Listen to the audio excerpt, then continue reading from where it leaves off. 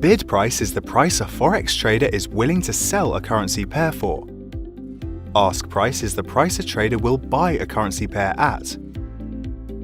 Both of these prices are given in real time and are constantly updating.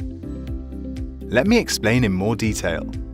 The British pound against the US dollar has a bid price of 1.2072. That's the price a trader wants to sell the pound US dollar. For example, a seller who thinks a currency will decline might sell at the bid price to take advantage of the fall.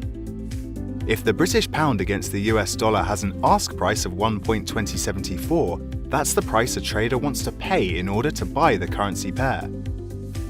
The difference between the ask and the bid price is the spread. What's the spread? Good question. Take a look at my next video and find out.